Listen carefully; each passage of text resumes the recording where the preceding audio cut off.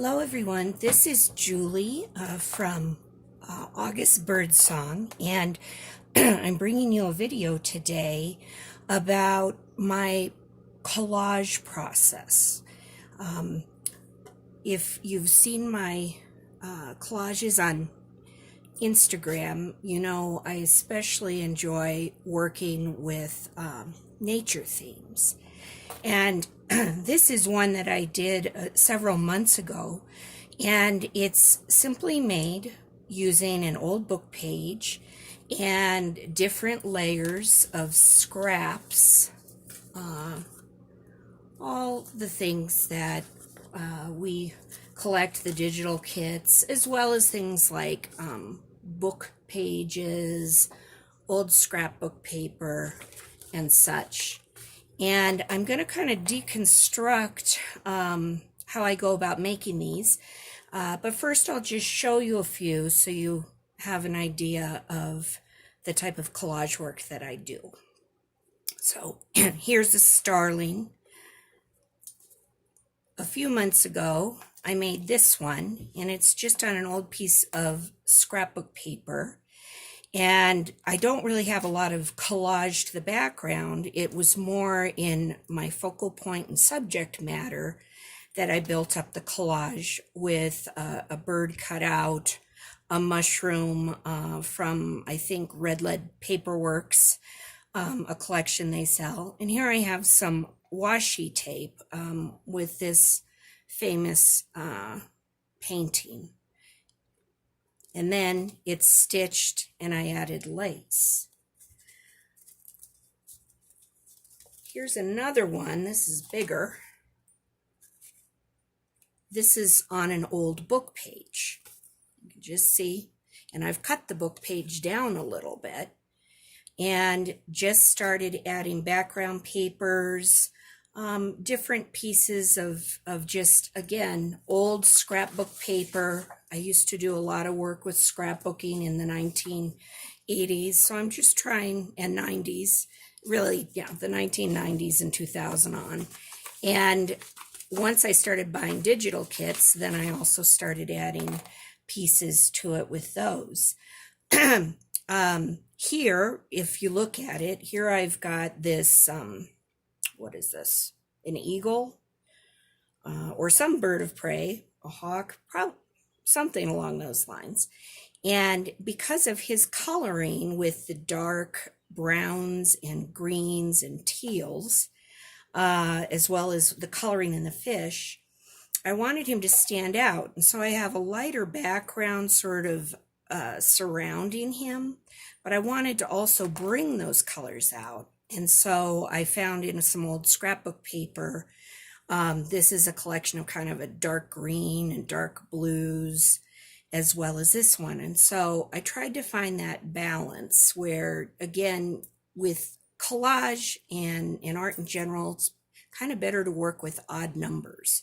And so I kind of have three darker contrast points coming in, almost, you know, kind of making that triangle. They're not all on one side. And then the focal point is in the center with this fish. But all of my collages start at the most basic form, which is just with a piece of paper. And I often use just an old piece of cardstock, maybe, that I know I'm not going to use for something, a bad print that came out. This is a page of Mrs. Coggs quotes, which I love. I buy all her quotes, but my printer was almost out of yellow ink, and so I had way too much in the red and the blue tones. And now, if I was making a page that I wanted those color tones in it, that'd be fine to use these. I can also darken them up with some distress inks, like Vintage Photo and things like that, to tone the pink down, and just kind of changes the tone. But because my printer was giving me trouble for a while, I just became very tired of these color tones. And so I just decided, when I was resisting using them, I decided, well, let's recycle the paper and start some collages on it. And at least maybe I'm not going to use these quotes. I'll print them now that I have a better yellow ink for them to print out, but I can certainly collage either on this side, or more likely, I'm just going to collage over this. Now, other things I use for collage are like old dividers, and these come from, like, if you buy some old books, like Better Homes and Gardens. I made a journal out of a Better Homes and Gardens binder, and it's smaller than this size. This is just an old Better Homes and Gardens cookbook. This one is probably from the 90s. This one that I worked in was from the 1960s. You can see the size difference. But what I use them for is I'll use the dividers and take them out. And I don't want to have to hole punch that many pages. That original binder did have the 5 holes. So for that one that I made, and I'll show it at a later time, I did actually add those number of holes. This one is for 3 rings. So what I do if I'm going to use this leftover piece is I just use those 3 central rings and cover up the 2 middle ones with paper. And so you can see what I'm starting here, it's a work in progress, is a variety of collage pages that started just like this. Some of them were for the book that this cookbook actually had. Some of them are just leftovers from that other book because I had a lot. But what I've done is I've just collaged right on top of them, and then start building this book. Obviously, I still need to cover the book and organize it. This is definitely in process, but I wanted to just show you that even something like an old cookbook that's in binder form can be used. And the pages from a book like this, these are from, again, that 1960s one. The pages with the recipes, if I don't want to keep the recipes, then I use the pages for collage work and for the tuck spots. This is just an old book page. You can see that for the main one, I would have used the full size. For this little tuck part, I, at some point, just folded it, okay, and then, glued it down, and eventually the tuck became like that. Okay, the size is just a little different, but I collaged that area, and then I collaged this area, and I would have left this side blank. When my collaging was done, I stitched around all of it and added the embellishments and then glued it in so that I could tuck, again, probably another book page that I collaged on, and then I can stick it back in the book like that. And so all of these pages began with just something as basic as the book pages out of the binder, or a book page torn out of an old book. I have a bunch of my brother's Hardy Boy books from years and years ago, from the 50s and the 60s. And I used the covers to create the binding for the book and the cover and structure, but I used the pages for things like pockets and tags and glue pages. I use this and I glue on them when I'm gluing other stuff, and then when they get sticky, I turn them into paper for collage work and all. So I'll be talking about these things in various videos, but this is my first video, and so I wanted to just kind of show you the process of how I go about things. And so I think what I'm going to do is maybe I'll just start with one of these pages. I really don't have a lot of rhyme or reason to what I do. I just kind of grab what's at hand and start covering it, usually with just scraps left over for some other piece that I worked on. I don't only keep kind of these straight edges if I think I want to have the page on the edge. Otherwise, on the inner part, I try to create more torn edges. So let's just give this a go and kind of see where we end up. And so again, here is just a glue book I'm going to use. I also have around here somewhere magazines, old magazine pages, you know, whatever works for you. That even like mailers, if you get some of those big like mailing or coupon catalogs, I'll use them. If I don't want to use the paper or the structure of it, I'll take it and I'll use it for a glue book, and then just see how much I want to use of it, and then ultimately it can end up in the recycling, or it can end up somewhere, you know, that I'm going to use it for a future craft. I don't have any plans for this other than to cover up this photo in the background, which is old and not necessarily very appealing by today's standards for photographing food. So I'm just gonna take various things. The only reason I picked this piece here, and I'm just gonna kind of overlap him a little, is he does have the pink and mauve tones. I'm reaching into just my stock of other things. This one I could use. I mean, we'll go ahead and put it on. It's a little more off-white than that. I don't think it probably matters much at this point, but we'll put it in there and we'll see. And the thing to remember is this is simply the base background. So a lot of this is going to get covered up anyways. So don't put your favorite pieces that you want as a focal point. Don't put them on the bottom right away, because chances are they're going to be covered up, and then you're torn with, but I want that part to be seen.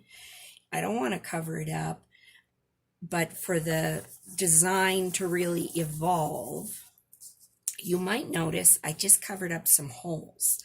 And what I will do is, if down the road I do want to use that in like the 3-ring binder, I'll just go from this side and hole punch where they are.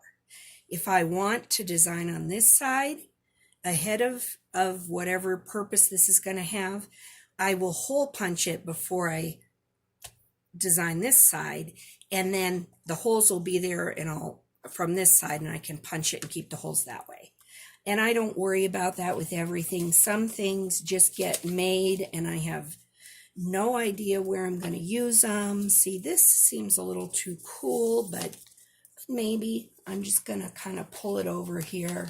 I want just some neutral colors too. And so here I'm going to pull in, this is some Medieval Mirage papers, and I'm going to just pull things in and start to see what colors and things are kind of emerging. So this is even a little cooler than that, and it's sort of the same color tone. This is also Medieval Mirage that you find in that one. Do I care that this design doesn't really have much to do with that design or that design? I don't really care at this point. It's not going to really interfere with where I take this.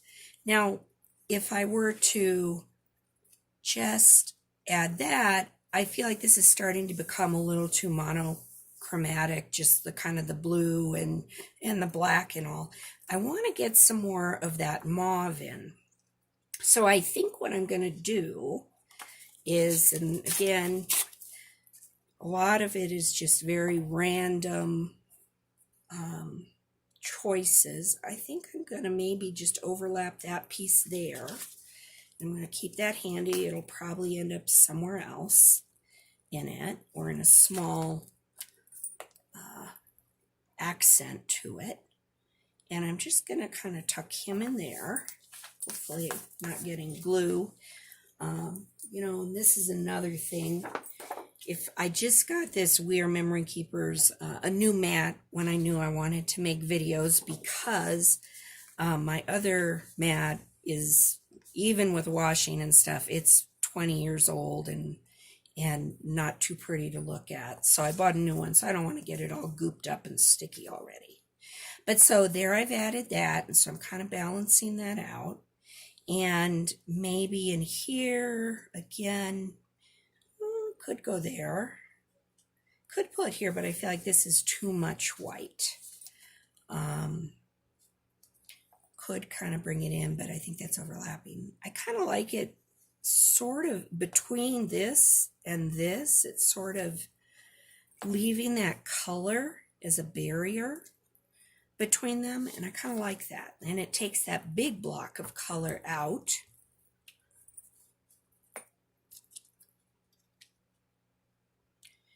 And I can decide again how much of this centerpiece I want to cover up, but it's not going to be my focal point. It'll be just part of the background. Maybe I just want to add some of that Hardy Boy book page. And it doesn't matter to me if it, you know, it has some writing about the characters, like someone named Fenton Hardy. I have no idea, maybe a father. I know Frank, I think, is one of the boys. It's been a long time since I paid too much attention. I was a Bobbsey Twin fan and Nancy Drew. And I still have those books, but I haven't had the nerve to cut them up yet, because they're still, you know, they're still sort of reminders of my childhood and all. But eventually, once I work my way through all these Hardy Boy ones, I'll probably turn to some of those. Now, this, again, we've got that sort of mauve. It's a different collection, but it still works. It also has this. I'm just going to keep it out because I might go to it. Here, I just have some drawing paper left over from something I don't draw, but it's just from my craft stock. I kind of like it better that way because you still get that hint of color. And I still have that bad photo of food showing, but that's going to kind of get covered up with other pieces of paper that I start to build in, or if I want to pick a subject matter to put on this. So I'm going to kind of put him there. He's overlapping that a little. That's not a huge deal because, again, this is in the background, and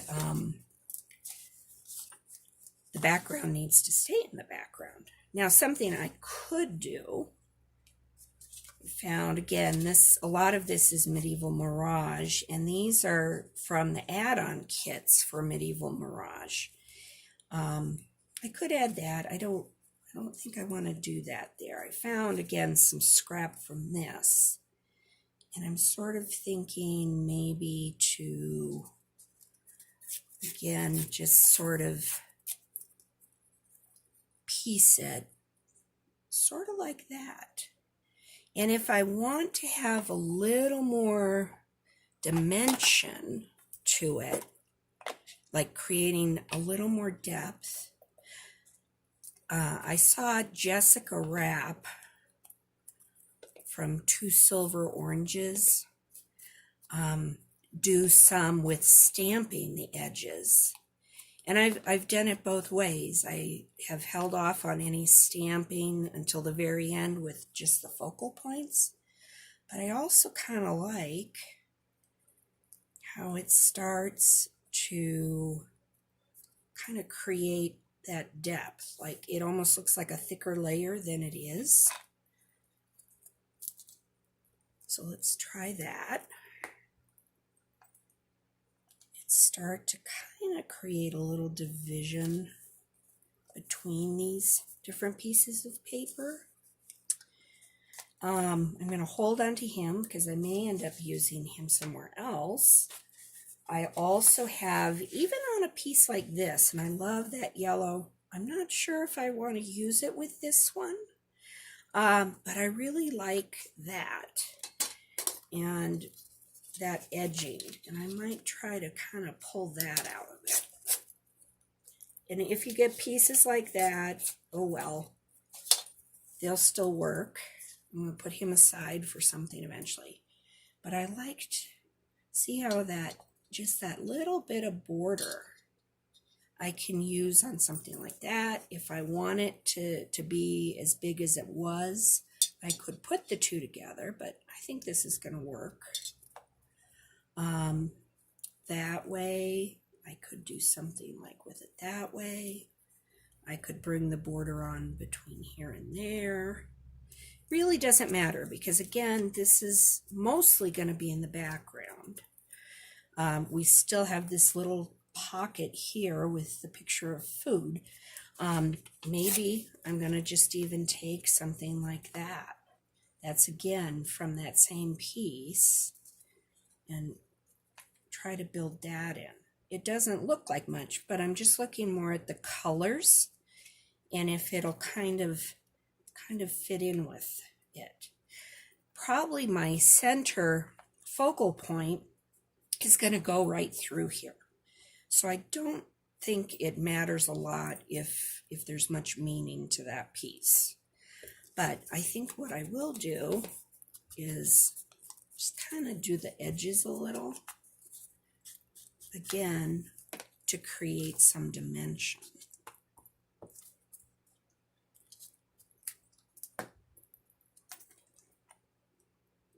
Sort of like that, although I like the cat there. I am a huge animal lover and love anytime I can get some animals, birds, or other images, even if they're just tucked in subtly, like that's just subtle. Why don't we go there? And in this case, I'm just gonna kind of put it on there.